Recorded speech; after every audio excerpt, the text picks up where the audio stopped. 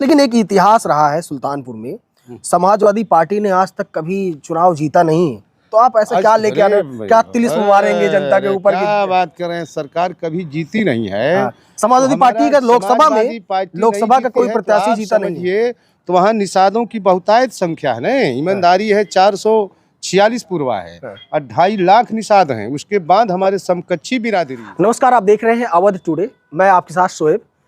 जैसा कि हम सब जानते हैं कि लोकसभा चुनाव बिल्कुल करीब है और सुल्तानपुर में कहीं ना कहीं जनता एक्टिव हो गई है लोकसभा चुनाव को लेके, और साथ ही जो पार्टियां हैं, खासकर राजनीतिक जो पार्टियां हैं सुल्तानपुर के अंदर, वो भी एक्टिव हो गई हैं। लेकिन अगर हम बात करें जो मौजूदा पार्टी है बीजेपी, जो कि सत्ता में है, चाहे केंद्र में हो या स्टेट में हो या फिर जिले में है, तो उसने अभी तक अपना पत्ता नहीं खोला है कि सुल्तानपुर में कौन होगा यहाँ का लोकसभा प्रत्याशी। लेकिन दूसरी तरफ समाजवादी पार्टी ने अपना पत्ता खोला है और यहाँ तक कि लोकसभा प्रत्याशी भी डिक्लेयर किया है।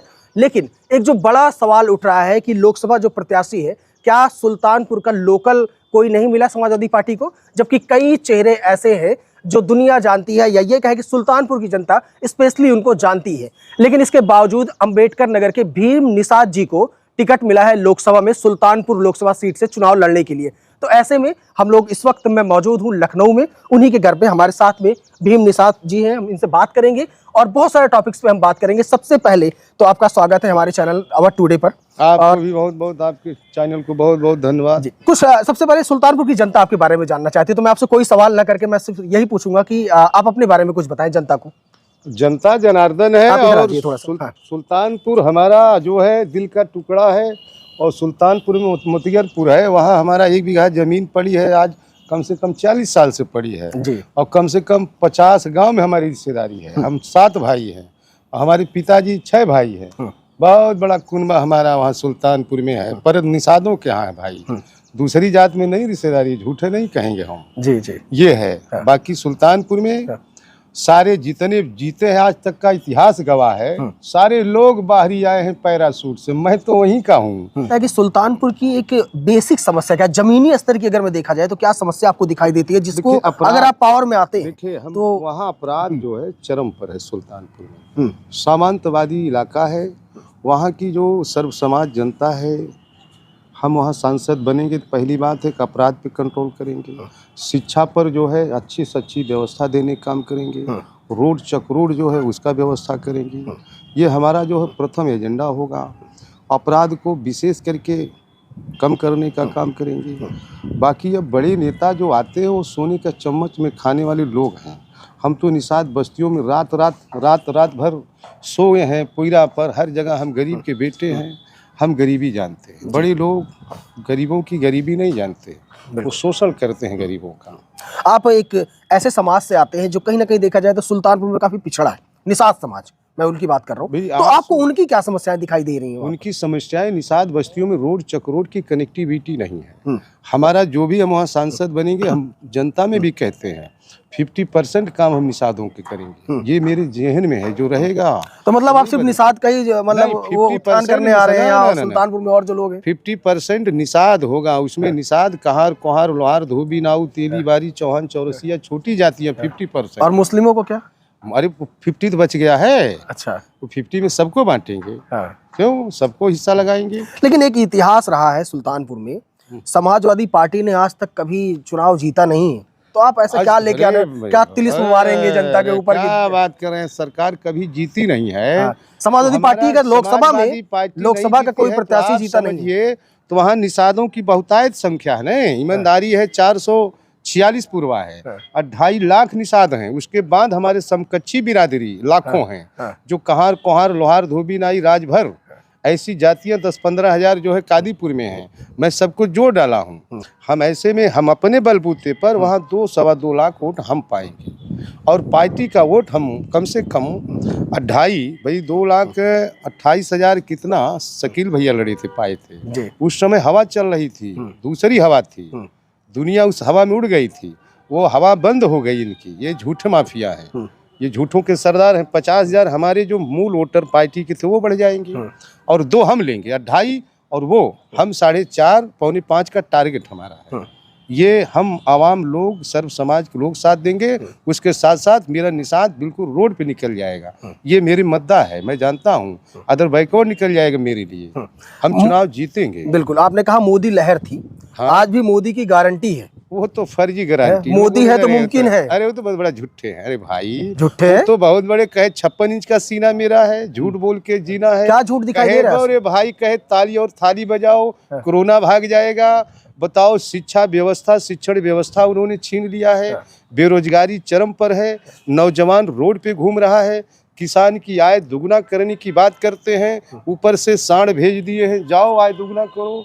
मेरे भाई ये झूठ माफिया है, झूठों के सरदार हैं। कोई चीज़ उनका धरातल पे हो तो बता दीजिए। उत्तर प्रदेश की बात करिए, जब से भाजपा सरकार डबल इंजन की सरकार है, कोई नौकरी मिली है किसी को? कोई रोजगार पाया है? नौजवान कटोरा लेके घूम रहा है। ऐसी दशा ये ला देंगे, वोट के अधिकार को ख़त्म कर देंगे, संविधान को ख़त्म कर देंगे, निष्क्रिय कर देंगे, ये मनुस्मृति ला देंगे। इसलिए पिछड़ा से पिछड़ा और बैकवर्ड में जो 5% के लगभग चतुर हैं, वो सारे लोग हमारे साथ हैं। 90 और 10 की लड़ाई है। सुल्तानपुर हमारा दिल का टुकड़ा है और सुल्तानपुर का हमारा ननिहाल है, तो हम कहीं बाहरी नहीं हैं। अच्छा, ये जो चुनाव आप लड़ने चल रहे हैं, जब से हमारी आपकी बात हो रही है, काफ़ी हद तक जातीय समीकरण पे बात हो रही है, तो आप जातीय समीकरण को ध्यान में रख के चुनाव लड़ने जा रहे हैं या विकास और बेरोजगारी, महंगाई, ये सब मुद्दा होगा? नहीं, बेरोजगारी पहला मुद्दा है। हाँ। नौजवानों किसानों का पहले मुद्दा है। समीकरण भी राजनीति में होता है, ऐसा नहीं बिना समीकरण में। मतलब समीकरण को ध्यान में रख के आपको टिकट दिया गया है? समीकरण आवश्यक है। हाँ। लेकिन हम जो है वह बेरोजगारी और इसका भी तो हम तो देखेंगे। नौजवानों की जो उपेक्षा हो रही है हर समाज में, ये हमारी दायित्व बनता है, जिम्मेदारी बनती है। हमको वहाँ के लोग प्रतिनिधित्व देंगे तो कि हम समदृष्टि सबको एक समान देखेंगे, ऐसा नहीं है। लेकिन राजनीति में समीकरण होना आवश्यक है। जो वर्तमान में हालात है, अगर देश की हालात बताने लगेंगे तो पत्थर भी आंसू बहाने लगेंगे, ऐसा मत समझिए। और हमारे महबूब नेता वास्तव में मानो में भेद है, कोई देवता कोई प्रेत है। ये भी भारतीय जनता पार्टी RSS प्रेत है। और हमारे नेता महबूब नेता ये पिछड़े और फॉरवर्ड सबके देवता है। देवता ना हो तो बताइए 100 नंबर किसने दिया? एम्बुलेंस किसने दिया है? पूर्वांचल हो, ये समाजवादियों की देन है। आगरा एक्सप्रेस हो, समाजवादियों की देन है। इकाना स्टेडियम हो, ये समाजवादियों की देन है। उस समय लैपटॉप देने का काम किए, बेरोजगारी भत्ता देने का काम किए, विधवा पेंशन, वृद्धा पेंशन, बेरोजगारी भत्ता, फ्री में अनाज तो बीजेपी भी दे रही है। ये दे रही है, लेकिन इसमें क्या है? ये जादूगर हैं, फोटो छपवा रहे हैं। सारा गोदी मीडिया हाईजैक कर लिए है। हमारी मीडिया, अगर प्रिंट मीडिया, इलेक्ट्रॉनिक मीडिया साथ दे अभी, तो मैं कह रहा हूँ एक सीट नहीं भाजपा जीत पाएगी। वास्तव में बता रहा हूँ मैं ये। क्या ईवीएम का भी कोई खेल दिखाई दे रहा है? ईवीएम का खेल तो भाई मैं इसके बारे में उतना नहीं जानकार हूँ। ईवीएम करते हैं कि नहीं गड़बड़ी करते हैं, ये तो मैं नहीं जानता हूँ। बड़े नेता समझे ना। पिछली बार का जो चुनावी अंतर रहा है, सुप्रीम कोर्ट तो लगी है ना। मैं सुप्रीम कोर्ट हर जगह लोग विरोध तो कर ही रहे हैं ईवीएम का।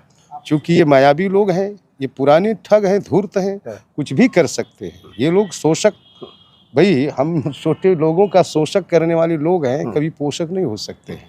अच्छा, क्या आपको ऐसा कोई घटना याद है सुल्तानपुर की जो लगता है कि आपको काफी आहत किया हो, या फिर ऐसा कुछ? जल्दी एक निषाद को थाने में बुला करके उसको लाठी डंडा से पीट करके मार दिए। अभी शीघ्र ही कुछ ही दिन की घटना है।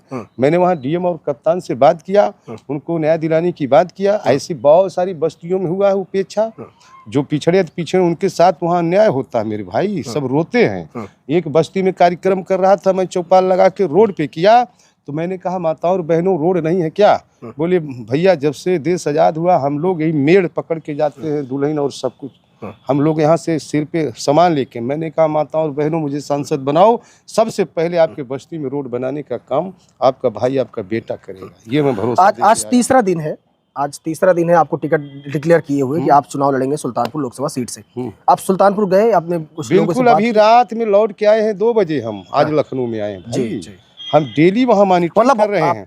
हमारे कम से कम नहीं ज्यादा, कम से कम 1500 कार्यकर्ता हमारे पर्सनल और पार्टी के लोग भी अब एक्टिव हो गए जब से घोषणा हुआ है।